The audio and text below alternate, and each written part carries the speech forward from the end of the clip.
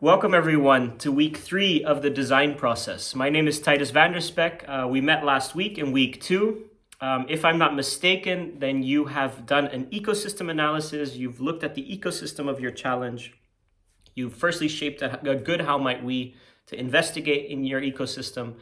And you completed an Excel sheet with various ecosystem findings and picked your top 10 findings out of that ecosystem analysis.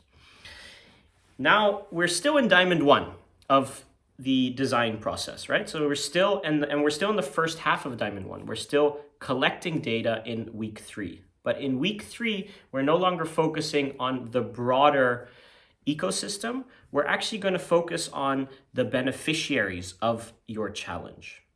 The beneficiary of your challenge are those individuals or various groups of individuals that are somehow affecting your challenge or being affected by your challenge, and that you see a potential solution for them.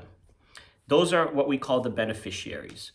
It's your job to identify who those beneficiaries could be with respect to your challenge, and then analyze those beneficiaries during this week.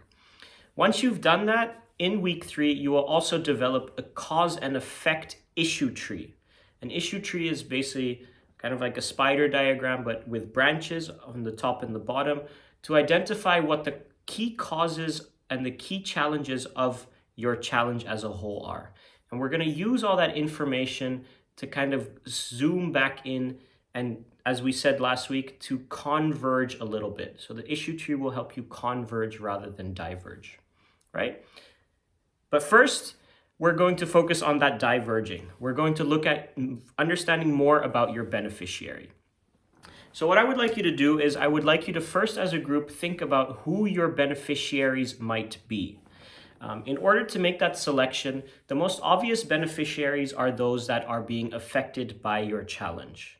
Those are the individuals or the groups that you could come up with a solution for, right? That's the most obvious one. But I also want you to think a little bit more out of the box, because it's also possible that you've identified a problem maker, someone who's causing the problem, and you could focus on them as a beneficiary as well to come up with a solution that will somehow cater to their needs, and hence they won't cause the problem, right? So I want you to think at these different abstract levels. So as a group, identify a few of these beneficiaries, make a list of them. And once you've done that, I want you to analyze them. Now, in order to analyze your beneficiary, we're going to keep it quite simple, because identifying your beneficiary is already difficult. And during Corona, we've noticed that it's also difficult to gather information about your beneficiary. But what I do want you to do is I want you to do your best to do field research about your beneficiary. So get in touch with them, talk with them, to find out information about them. Now, in order to kind of structure the information that I want you to gather about your beneficiaries, we're going to use some of the structure from what's called the value proposition canvas. Now, the value proposition canvas is a tool that entrepreneurs and business leaders and project managers use to try to figure out how their product on the one hand, so their product on the left hand, how they can meet the needs of their customer on the right hand, how that product can meet those needs. So what is that fit in the middle? What's that perfect fit for them? We're going to use this canvas, not fully, because we're not focusing on the product yet, so you can kind of disregard that. But on this other side, on the right-hand side, you see this circle of the customer. We're going to use that same structure to analyze the beneficiaries. So what I want you to do is, firstly, I want you to think about who is your beneficiary. So define them, maybe give some demographic information about them. Also maybe some more quantifiable information like income levels, age, location where they live, how big is that population group. Try to find some information like that about your beneficiary and give them a name, give them a label, like this is the beneficiary.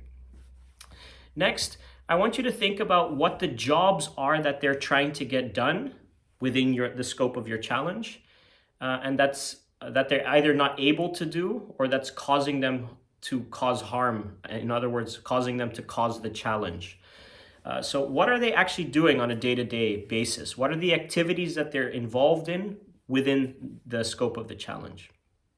Next, I want you to think about the pains and the gains of these individuals.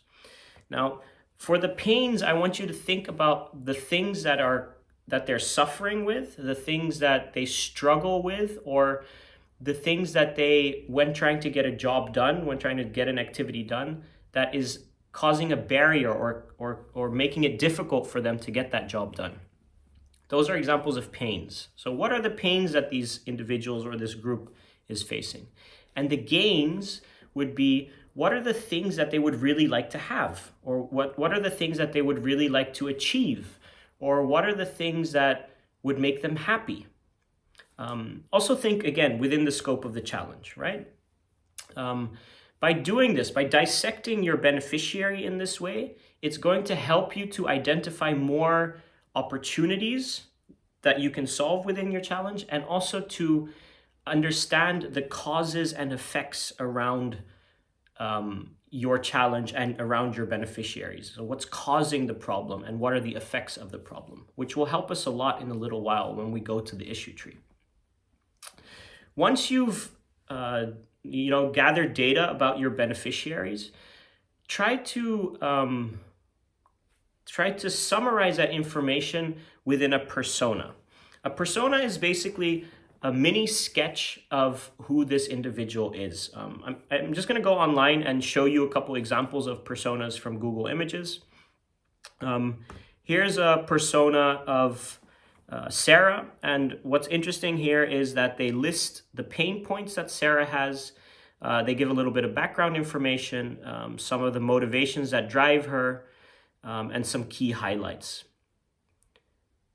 In this one, we have David, and what's also interesting is they give a bit more information on what kind of social media platform David uses a lot. I really like the quote. So if you talk to a beneficiary and they say something that's really useful, you could include a quote in the persona.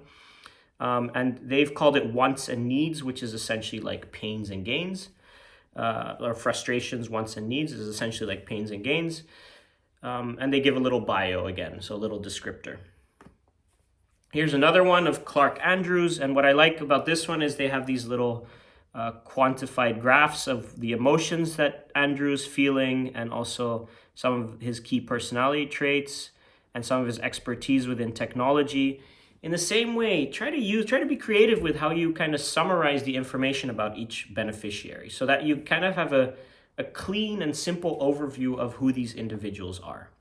So your first task this week is to do this, to collect information about your beneficiary. Remember to use field and desk research as much as possible. Secondly, to focus on their pains and gains, right? Find out what pains and gains they have within the challenge. And then try to summarize this within a persona for those individuals.